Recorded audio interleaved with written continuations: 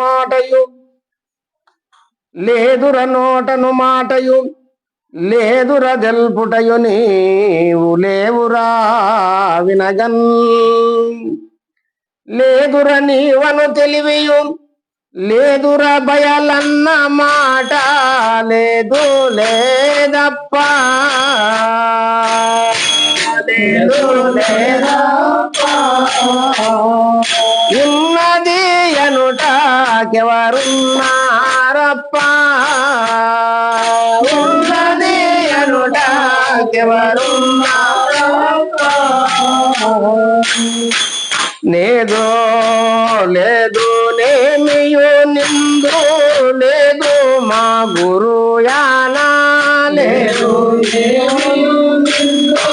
లేదు మా గురుయాన తెలియదు నందరికి గురు సేవ లేకున్నా లేదు లేదా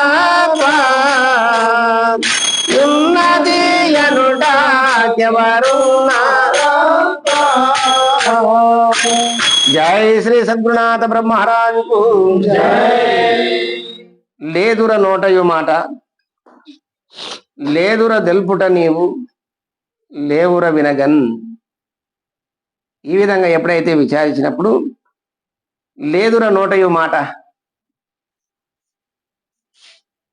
ఇప్పుడు కూపస్థ మాండకం అనేది ఒక పద్ధతి. కూపస్థ మాండకం అంటే బాయిలో ఉన్నంతసేపు ఇదే సముద్రము, ఇదే ప్రపంచము, సర్వం ఇదే, దీనికంటే మించి లేదని అది అనుకుంటుంది. ఆ కప్ప అనుకుంటుంది.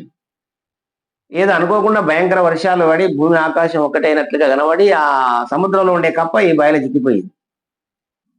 ఈ బాయిలో చిక్కిపోయింది కప్ప.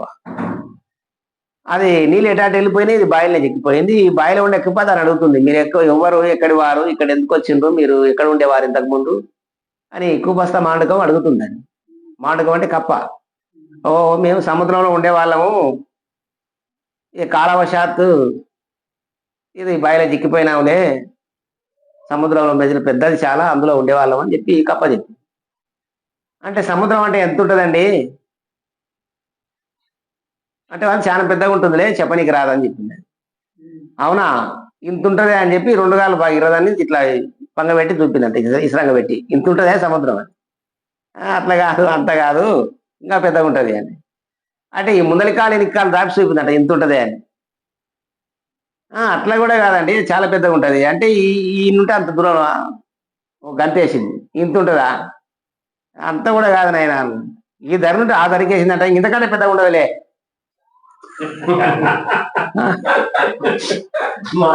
ఇంకా ఎగరడానికి అవకాశం లేదు కదా, ఈ ధర నుండి ఆ ధరకి ఉంది, ఇంతకంటే పెద్దగా ఉండదులే, ఇంకా ఇంత ఉండొచ్చు.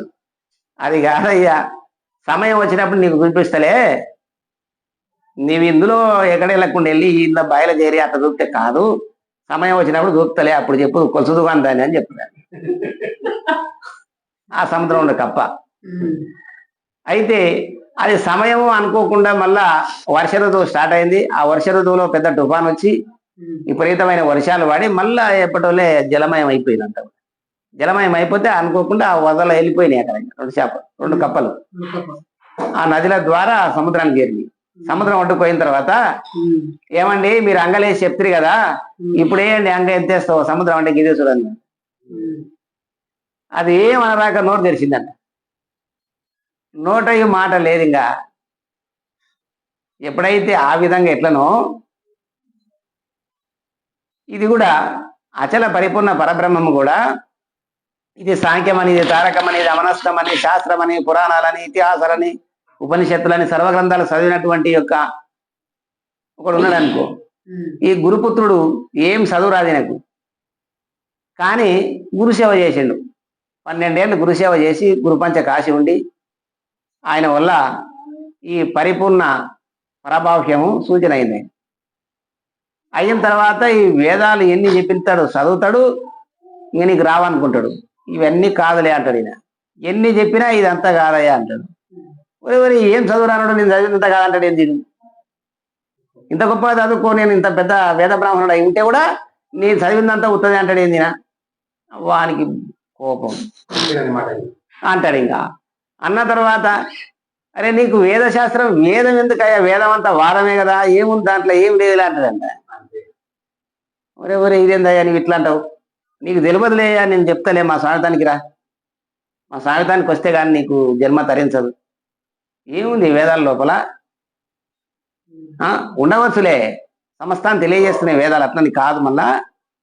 కానీ వీటికి కళ రావాలి అంటే, ఇప్పుడు ఒక స్త్రీ మరి వివాహం అయిన తర్వాత ఆమెకు ఆభరణాలు లేకపోయినా మంగళసూత్రం ఒకటి ఉంటే ఎంతో కళ ముత్తైదుగా ఉంటది. వివాహం కాకుండా ఎన్ని ఆభరణాలు ధరించినా ఇంకా అంత కళ ఎందుకుంటుంది. ఇప్పుడు వడ్డింపు కార్యక్రమాలు, ఇటువంటి కార్యక్రమాల్లో ఆమెను తీసుకోరు కదా, బియ్యం వడ్డింపడానికి, చీరలు ఇవ్వడానికి, వాడు చీరలు ఇచ్చే చోట నిలిచి ఉండవలసిందే కదా. వివాహం అయినా ముత్తైదు కాబట్టి ఆమె అన్నిటికీ ఉపయోగపడుతుంది. అట్లా నువ్వు వివాహితురాలువే, ఇప్పుడు ఎన్ని చదివినా కూడా, ఎన్ని వేదాలు, పురాణాలు, ఇతిహాసాలు, ఉపనిషత్తు, సర్వాద గ్రంథాలు చదివినా కూడా వీటికి ముఖ్యమైనటువంటిది సూచన ఏదైతే పరభాష్యం అంతటా నిండి ఉన్నటువంటి పరబ్రహ్మాన్ని తెలుసుకోలేవు కదా, ఇవన్నీ చెప్పవు. ఇవన్నీ ఒక మార్గం, ఈనాడు తీసుకపోయేటివే, కానీ నాకు అవన్నీ అవసరం లేదయ్యా, మా గురువు నాకు చూపినాడు అది అని చెప్పినాడు. సరేనయ్యా అని చెప్పి ఇంక ఎక్కడికి ఒప్పుకుంటలేడు కదా, మరి అలా గురువుతనం అంత గొప్ప ఏముందో అని చెప్పి ఒకరోజు వచ్చినాడు. గురువు దగ్గర పోయినాక బాగా కష్టపడ్డాడు కదా, ఎంత వేద జ్ఞానం చేత బాగా తెలుసుకున్నాడు కాబట్టి ఆ గురువు వాళ్ళ దగ్గరగా తొందరగా గ్రహించినాడు. గ్రహించిన తర్వాత అప్పుడు మాట బంద్ అయింది. ఆ కప్ప ఏ విధంగా అయితే బాయిల కప్ప సముద్రాన్ని చూస్తే నోరు తెరిచిందో, ఇట్లా వేద పండితుడు కూడా గురువు గారి యొక్క సూచనను తొందరగా గ్రహించి, ఇంకా నోటయో మాట లేదురా, ఇంకా మాట్లాడనీకి లేదు, ఎంత గొప్పగా మహనీయుడు అంటే చాలా చక్కగా విచారించి ఎంత గొప్ప రాసిండు.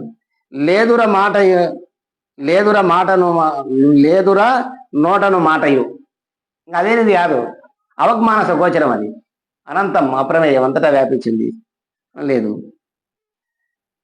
మరి అందుకొరకు లేదురా నీవను తెలివియు, ఈ తెలివి ఎందుకంటే అంశ లాంటిది, ఈ తెలివి అంశ లాంటిది. అంటే అంశ నీళ్ళను పాలను వేరు చేస్తుంది. ఈ తెలివి కూడా ఇది మంచి, ఇది చెడు, ఇది అవును, ఇది కాదు, ఇది లాభము, ఇది నష్టము, ఇది స్త్రీ, ఇది పురుషుడు, ఇది భూమి ఆకాశము, అవును కాదు, ఏది అంటే బియ్యముల రాళ్ళు, ఇవి ఉసుకే, ఇది బియ్యము, ఇవి రాళ్ళు అన్నట్టుగా ఇవన్నీ కూడా మన సర్వాన్ని విచారించడానికి పనికొచ్చేటటువంటి యొక్క ఇది పరికరం మన శరీరం లోపల, ఈ తెలివి అనేది. మరి లేదురా నీవని తెలివి దేని దాని ఎప్పుడైతే తెలుసుకున్నదో ఆ పరం ముందల ఇది లేదు. లేదురా బయలన్నమాట, లేదు లేదప్ప అంతవరకు దగ్గర అన్నాడు. ఇది బయలు ఎదరక, ఇది బయలు ఎరక అంటే బయలు ఉంది ఎరక లేదు, పరిపూర్ణ ఉంది ఎరక లేదు, ఆ దేవుడు దయ్యం ఇంకోటి మరొకటి ద్వంద్వ పదాలన్నీ వాడుకుంటూ వచ్చినాడు. ఎప్పుడైతే ఈ గురు సూచన అయిందో, గురుకృప వల్ల గురుసేవ చేసిండు కాబట్టి, ఆ గురుబోధ విన్నాడు కాబట్టి, మరి లేదు లేదప్ప, లేదురా నిన్న మాట లేదు లేదప్ప, యున్నది అనుట కెవరున్నారప్ప, ఇంకా అననికి ఎవరున్నారు అక్కడ, నేననే తెలివి లేదని విచారిస్తే, ఈ తెలివి ఉప్పు బొమ్మ లాంటిది, ఈ తెలివి అనేది ఉప్పు బొమ్మ లాంటిది, సముద్రంలో తయారైంది. ఈ సముద్రంలో దాని యొక్క పుట్టిలు చూసి నీకు వెళ్ళిపోయింది ఆ బొమ్మ. మళ్ళీ అన్నకు సముద్రంలో పడ్డ తర్వాత లో తిరిగి మళ్ళీ వస్తుంది ఆ బొమ్మ. అట్లా ఎప్పుడైతే గురుదర్శనం అయిందో ఈ నేననే తెలివి కూడా గురు అర్పితం అయిపోయింది, ఈ ఎరక గురుదక్షిణగా సమర్పించబడింది. లేదు లేదు నేమియు నిందు, ఎట్లా అంటే ఇక్కడ కర్పూరమే శిష్యుడు, అగ్ని గురు అనుకో, ఈ రెండు కలిసి వెలిగినాయి కదా. వెలిగిన తర్వాత ఇంకేమైనా మిగిలిందా? కర్పూరం ఏమైనా మిగిలిందే? మళ్ళా గురువు ఏమైనా ఉన్నాడా? ఇద్దరు లేరు కదా. లేదు మా గురువు యానా అంటే గురువును సాక్షి పెట్టుకున్నాడు, గురుపాదములాన ఇంకా లేదురా, ఎరుక బొత్తిగా లేదు. తెలియదు అందరికీ, ఇంకా చెప్తే అర్థం కాదు వీళ్ళకి, ఎందుకంటే ఇది వస్తువు కాదు కదా. ఇది తెలియదు అందరికి. ఎవరికి మరి? ఒకానొకరికి మాత్రమే, వేల కోలది మందిలో ఒకానొకరికి మాత్రమే ఇది గురుసేవ నిష్ట. గురుసేవ చేసి ఆ నిష్ట ఉండి ఎప్పుడు కూడా ఆ గురువును మనసులో ధ్యానించుకుంటూ నిరంతరం అదే ధ్యాసలో ఉన్నటువంటి వాడు ఒక్కడో అతనికి తెలుస్తుంది, కానీ అందరికీ ఇది తెలియదు. అందరికీ చాలా గొప్పగా గురుసేవ లేకున్నా లేదు లేదప్ప అదే చెప్పిండు స్వామి కూడా. గురుసేవ లేకుంటే లేదు లేదప్ప, ఇది తెలియబడదు.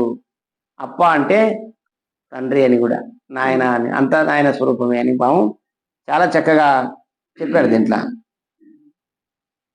ఉన్నది అనుట ఎవరున్నారప్ప, ఇక నీవు లేవు కదా, కర్పూరం లేదు, అగ్ని లేదు, అట్లా శరీరం లేదు, ఆత్మ లేదు, అర్పితం అయిపోయినాయి. అట్లా గురువు యొక్క అర్పితం అయిపోయినాయి కాబట్టి ఇంకా లేదు లేదప్ప అని చెప్పి నాయన గారు చాలా చక్కగా ఈ కందార్థం లోపల మనకు సెలవిచ్చినాడు. కాబట్టి జై శ్రీ సద్గురునాథ ప్రభు మహారాజ్.